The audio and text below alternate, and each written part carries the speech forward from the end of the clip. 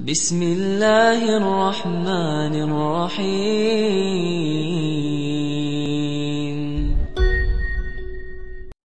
ومن يتق الله يجعل له مخرجا ويرزقه من حيث لا يحتسب ومن يتق الله يجعل له من أمره يسرا. Siapa yang bertakwa atau taat kepada Allah, Allah kasih jalan keluar. Siapa yang taat kepada Allah, Allah kasih rezeki yang tidak terduga-duga. Siapa yang taat kepada Allah, Allah mudahkan setiap urusannya. Keep the faith, as-siqah billah, percaya deh sama Allah. Nggak ada modal Ustadz, pengen nikah, ada Allah. Sehingga pas datang melamar, ada apa dek? Ini Pak, saya mau melamar putri Bapak. Emang adik punya modal apa? Allah. Wah, itu berat tuh. Nolaknya juga berat. Waduh, ini pakai bau-bau Allah lagi gitu kan ya? Ya sih Allah, cuman yang kelihatan apa kan? Allah nggak kelihatan gitu ya. Ya walaupun nggak kelihatan, Allah lebih pasti Pak. Wa huwa ala kulli syai'in qadir. Bapak hafal surat Al-Muluk, jadi ceramah gitu. Jadi oh ternyata ada ini ustadz ya. Ya udah deh kalau ustadz gitu. Hafal Al-Quran, hafal surat apa? Al-Fatihah, Al-Ikhlas gitu. Oh, ya udah itu aja maharnya. Lulus kan? Gara-gara mengandalkan Allah. Kalau perlu hafal beberapa ayat jitu masalah itu. Kalau mereka fuqara, asa ayyughniyahumullah. Pak, Allah berfirman. Langsung datang-datang Allah berfirman. Belum ngutarain ini. Assalamualaikum, waalaikumsalam. Monggo, silakan duduk. Ada apa? Apa yang bisa saya bantu? Ini Pak, saya hanya ingin sharing ayat. Awalnya langsung pakai ayat. Allah berfirman, kalau mereka fakir, Allah yang akan memberikan mereka kecukupan.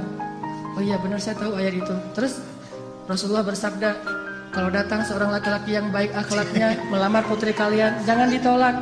Wah, udah pakai Allah, pakai Rasul, susah ini. Dan pengalaman. Kalau ngandelin Allah itu selalu berhasil. Makanya saya tuh pernah dulu awal-awal saya belajar mobil. Dulu saya suka ngebut-ngebut di jalan. Jadi bawa mobil dengan gaya motor. Kalau gaya motor kan selap-selip tuh. Bawa mobil kan nggak bisa gitu. Tapi karena saya emang senengnya ngebut, nggak sabaran. Di jalan saya ngebut. Tiba-tiba di gang di Bandung tuh ada tentara naik motor keluar dari gang. Saya tabrak. Sampai dia terjungkir jauh beberapa meter. Dan motornya itu ringsek. Alhamdulillah orangnya luka. Nggak meninggal maksudnya, luka. Lalu dia pakai baju dinas kan? Alhamdulillah saya juga pakai baju dinas ustadz. Pakai jubah, pakai sorban saya mah dulu. Setelah saya konsen dakwah di anak muda, di anak geng motor, baru saya mencocokkan penampilan saya dengan dunia anak muda. Dulu jubahan, sorbanan, baju dinas. Dia juga baju dinas, jadi sesama lagi dinas nih. Pas dia awalnya wajahnya udah merah mau marah, saya keluar dari mobil ngelihat wajah saya, ini kiai kualat nih kalau saya macam-macam. Akhirnya dia terpaksa kalem aja. Aduh maaf saya nggak sengaja ngelihat tiba-tiba keluar dari gang. Oh ya nggak apa-apa, saya mah dinas di situ di Baros, itu salah satu kantornya di Baros saya dinas. Ya saya juga lagi dinas ke masjid, mau ngajar ada pengajian sore ini. Oh ya udah nggak apa-apa Pak Ustadz, nggak apa-apa gitu. Udah aja. Ini gimana nih motornya? Gampang nanti saya suruh orang untuk ngambil motornya. Udah alhamdulillah saya ganti rugi dia nggak mau, selamat. Kenapa? Pertama mungkin ya karena Allah masih ingin menyelamatkan saya dari suatu musibah. Bukan karena kebaikan saya tapi karena kemahagungan Allah. Dan di sisi lain mungkin salah satu rahasianya saya baca doa safar sebelum keluar. Soalnya ketika saya beli mobil saya nggak mau pakai asuransi. Sehingga karena nggak pakai asuransi doa safarnya lebih serius. Kalau pakai asuransi kan tenang ada asuransi. Tapi kalau nggak ada asuransi ada Allah. Berarti doa safarnya yang panjang. Bismillahirrahmanirrahim wa mursaha bismillahirrahmanirrahim subhanalladzi sakhkhara lana. Panjang, setengah jam doa safar doang. Kenapa? Ya Allah, ini mah enggak ada asuransi gitu. Jadi karena enggak ada asuransi doanya lebih serius. Kalau ada asuransi, ada TLO, ada all risk kan gampang, ntar tinggal diklaim. Intinya karena ngandelin Allah, Allah mudahkan urusannya. Selalu kayak gitu. Kalau melakukan sesuatu karena Allah, selalu Allah mudahkan. Tapi kalau kita tidak melibatkan Allah, bara'atum minallah, Allah berlepas tangan Dan kalau Allah berlepas tangan, siapa lagi yang bisa memudahkan selain Allah Subhanahu wa taala? Libatkan Allah.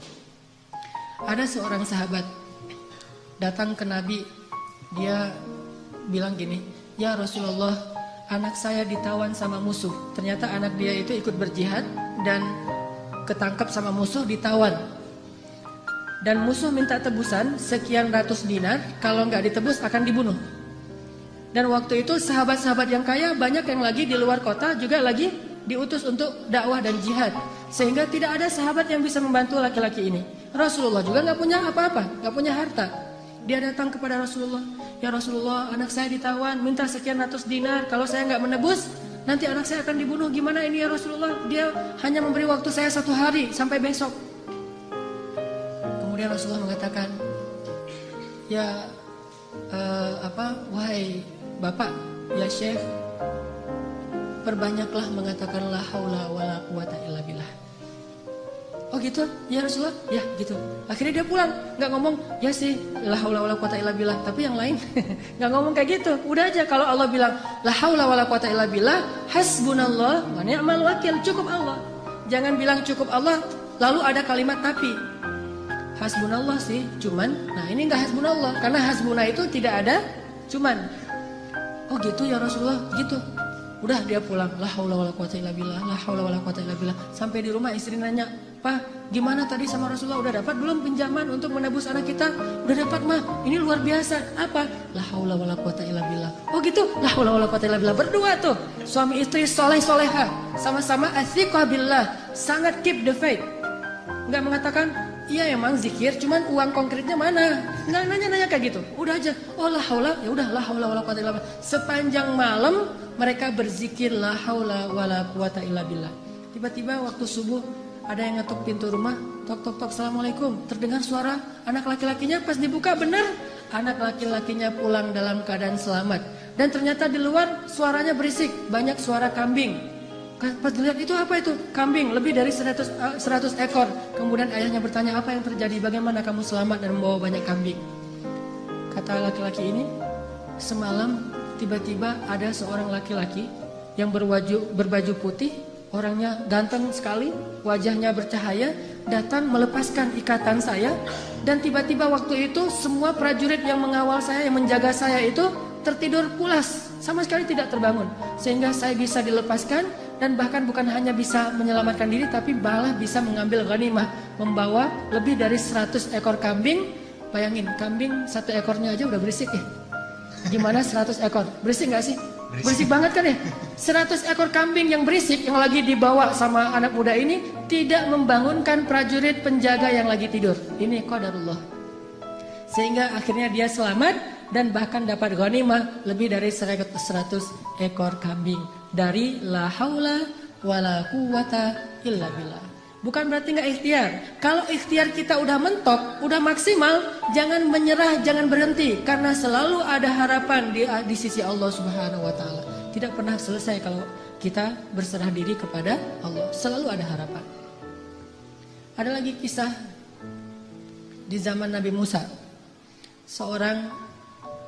Suatu hari Nabi Musa nanya kepada Allah. Kan Nabi Musa ini julukannya, panggilannya Kalimullah, orang yang bisa ngomong langsung kepada Allah. Jadi kalau ada butuh apa-apa Nabi Musa mah tinggal miss call Allah. Ya Allah, langsung Allah ngangkat. "Ada apa Musa?" gitu. Kayak kita telepon gitu ya. Nggak bisa ngelihat langsung, tapi bisa telepon langsung. Begitu Nabi Musa calling, langsung Allah, "Ada apa Musa?" "Gini ya Allah, saya pengen nanya." Jadi Musa sering ngobrol sama Allah. "Nanya apa?" "Saya pengen tahu di antara umat saya itu siapa yang paling rendah kedudukannya di matamu? Yang paling levelnya paling rendah." Kata Allah, "Itu tuh laki-laki seorang kakek yang buta, yang dia itu masbuknya istiqomah banget dalam sholat. Paling istiqomah dalam masbuk. Gak pernah dia sholatnya tepat waktu, pasti masbuk. Ini orang yang paling istiqomah di zaman Musa. Istiqomah dalam kemasbukan. Asal ada sholat, dia pasti paling belakang, datangnya menjelang salam. Jadi kalau ada yang taruh sendal paling belakang itu pasti dia. Kalau ada salam yang kemudian nanti berdiri lagi, pasti dia. Orang yang selalu masbuk, orang tua buta, Oh itu orang yang paling rendah. Nabi Musa nyari mana? Oh si kakek itu yang paling rendah nilainya di mata Allah. Setiap hari dilihat dia masbuk sampai suatu hari ketika selesai sholat orang itu udah nggak ada. Nabi Musa telepon Allah. Allah, Musa ada apa? Itu si kakek kemana? Kok nggak datang-datang? Kata Allah, dia sudah meninggal dan sekarang ada di dalam surga. Nabi Musa heran, ya Allah, gimana ceritanya tuh? Kakek yang nilainya paling rendah, yang nggak ada apa-apanya, yang masbuk sejati, tiba-tiba masuk surga sejak dia meninggal. Apa yang terjadi ya Allah? Allah bilang, ya Musa, suatu hari ketika kakek ini keluar dari masjid, dari tempat ibadah, dia jalan kemudian kesesat gara-gara dia buta, sampai di sebuah tanah yang lapang. Dia menemui seorang laki-laki, kemudian dia bertanya, saya ada di mana sekarang? Laki-laki itu mengatakan, ini kamu sedang berada di tanah lapang, di sebuah lapangan, di sebuah alun-alun. Kemudian kakek ini mengatakan, tidak, sesungguhnya rahmat Allah lebih luas daripada segalanya. Kamu berada di tanah yang luas? Kata dia, tidak, rahmat Allah yang lebih luas. Hanya karena itu, kemudian Allah mengatakan, wahai Musa, sesungguhnya rahmatku mendahului kemarahanku. Sehingga dia masuk surga hanya dengan kalimat, sesungguhnya rahmat Allah lebih luas. Makanya kalau kita nge-tag Allah, nge-mention Allah, libatkan Allah dalam urusan kita, selalu beruntung. Bayangin sekedar mengatakan subhanallahi wa bihamdi subhanallahil azim, langsung Allah sediakan pohon-pohon kurma yang sangat banyak di dalam surga. Begitu kita baca la haula wala quwata illa billah, Allah sediakan kunuz, harta yang ditaruh di dalam sebuah box yang sangat besar, disimpan di bawah arasy Allah Subhanahu wa taala. Mudah sekali. Karena kalau kita melibatkan Allah, yuridullahu bikumul yusra wala yuridu bikumul usra. Salah kalau orang bilang, aduh gak usah bawa-bawa Allah lah, jadi susah. Enggak. Justru kalau kita bawa-bawa Allah jadi mudah. Karena Allah itu pada dasarnya pengen memudahkan kita, enggak pengen nyusahin kita. Yuridullahu bikumul yusra wala yuridu bikumul usra. La yukallifullahu nafsan illa wus'aha. Sampai ketika turun ayat ittaqullaha haqqa tuqatih, bertakwalah kepada Allah sebenar-benar takwa. Para sahabat kemudian ngeluh, ya Rasulullah kami gak sanggup kalau sebenar-benar takwa. Terus gimana? Turun lagi ayat di surat At-Taghabun, fattaqullaha mastata'tum. Kalau gak bisa sebenar-benar takwa, ya udah bertakwa semampu kalian aja. Coba lihat, Allah memudahkan urusan hambanya. Sehingga kalau kita melibatkan Allah, maka insya Allah Allah akan memudahkan urusan kita. Kisah lagi, mungkin ada 2 atau 3 kisah lagi, bukti bahwa kalau kita melibatkan Allah itu mudah. Ada seorang nenek di zaman Nabi Musa, sudah menikah sekian puluh tahun belum dikaruniai anak. Datang kepada Nabi Musa, ya Nabi Allah, ada apa nek? Saya mau minta tolong. Ya, saya itu udah nikah sekian tahun tapi belum dikaruniai anak. Sedangkan engkau bisa bicara langsung dengan Allah. Boleh enggak saya minta tolong? Minta dong ke Allah, ya Allah beri saya 1 orang anak saja. Oh baik nek, nggih gitu kata Nabi Musa. Telepon, ya Allah. Allah bilang, ada apa Musa? Ini nih, ada nenek-nenek minta diberikan anak 1 orang aja katanya, karena dia tidak punya keturunan. Apa kata Allah? Ya Musa, bilang kepada nenek itu bahwa takdirnya dia tidak akan punya anak. Itu sudah takdir. Kemudian Nabi Musa bilang, nek sabar ya. Kata Allah, oh ya udah ada jawaban dari Allah. Udah ada, gimana jawabannya? Takdir nenek mah gak akan punya anak. Oh gitu, ya sudah, assalamualaikum, waalaikumsalam, pulang. Sepanjang jalan sampai di rumah dia mengatakan, ya Rahim, ya Rahim, memang takdir saya tidak akan punya anak, tetapi engkau maha Rahim, beri saya anak ya Rahim. Jadi dia ngeyel gitu. Terus saja minta sama Allah dengan bahasa yang lembut, ya Rahim, ya Rahim. Besok datang lagi ketemu Nabi Musa, assalamualaikum, waalaikumsalam. Nenek yang kemarin, ada apa nek gitu? Sama, Nabi Musa masih yang kemarin gitu. Apaan? Minta dong ke Allah lagi supaya dikasih anak. Lah kan udah kemarin katanya takdirnya gak akan punya anak. Ya siapa tahu sekarang berubah. Ini nenek nih, sikoh billah, yakin banget sama Allah. Karena gak mau ngecewain, walaupun Nabi Musa juga udah tahu takdirnya kayak gitu.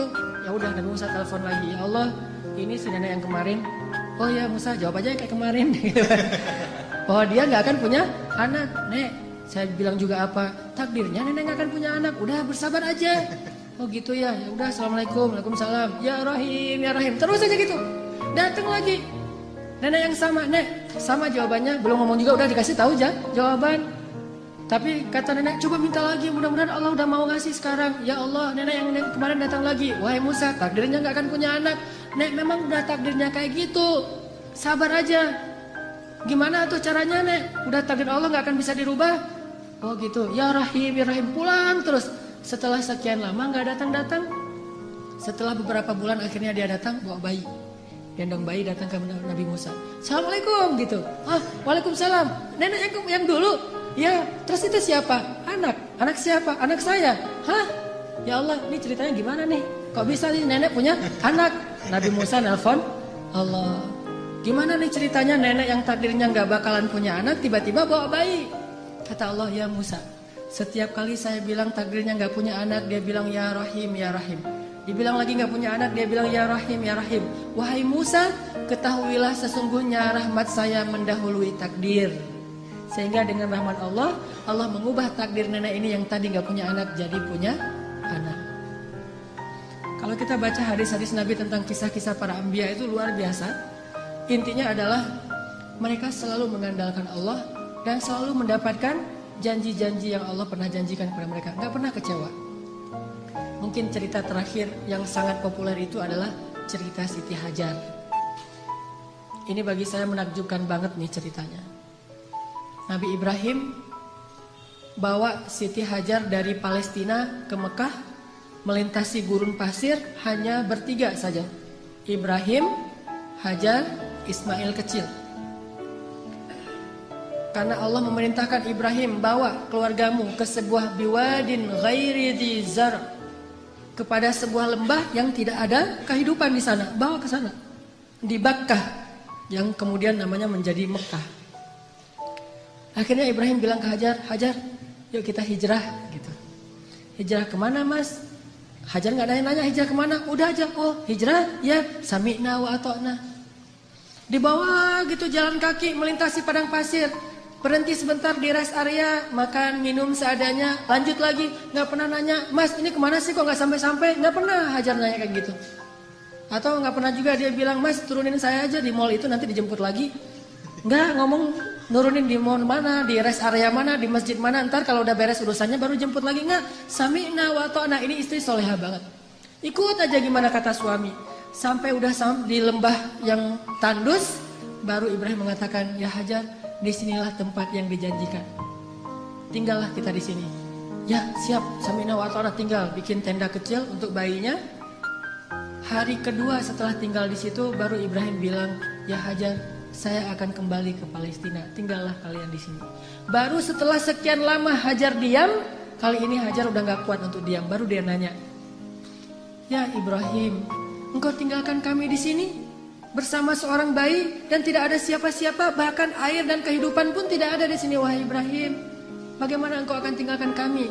Ibrahim gak tega untuk menjawab. Akhirnya Ibrahim pergi aja tanpa berbicara. Karena Ibrahim pergi, akhirnya Hajar mengganti pertanyaannya. Dan pertanyaan kedua ini lebih benar dari pertanyaan pertama. Kalau pertanyaan pertama, gimana engkau meninggalkan kami sendiri? Pertanyaan yang keduanya adalah, Hajar tanya kepada Ibrahim, ya Ibrahim, Allahu amaraka bihada? Apakah Allah yang menyuruhmu melakukan ini? Ibrahim mengangguk, ya ini perintah Allah. Apa kata-kata Hajar? La yudayyi'anallahu idzan. Kalau begitu pergilah wahai suamiku, Allah tidak akan mengecewakan kami. Ini namanya keep the faith. Kalau udah libatin Allah, berubah semuanya. Kalau tadi khawatir, galau, sedih, takut, tapi begitu nanya Allahu amaraka bihada, yang menyuruh kamu melakukan ini wahai Ibrahim? Ya kata Ibrahim, la yudayyi'anallahu idzan. Kalau gitu pergilah wahai suamiku, Allah tidak akan mengecewakan kami. Jadi kalau ada suami pergi tiba-tiba, kemana mas? Itu pertanyaannya salah, nggak usah dijawab. Tapi kalau nanyanya, mas ini Allah yang nyuruh, ya oh pergi aja. Gak apa-apa juga sebulan, setahun, Allah tidak akan mengecewakan kami. Kemana ternyata? Ikut taklim, ikut mungkin ada itikaf di mana. Kalau Allah yang nyuruh, maka istri akan tenang. Tapi kalau bukan Allah yang nyuruh, ini kenapa mas kok pergi, Allah yang nyuruh? Bukan tuntutan sosial media. Ada yang lagi harus saya selesaikan, ada yang jadi selebgram, saya pengen deketin. Nah, ini baru namanya perlu khawatir. Tapi kalau Allah yang nyuruh, insya Allah aman. Pergilah Mbak Ibrahim, Allah gak akan ngecewain kami. Ibrahim pergi, kemudian kita tahu adegannya.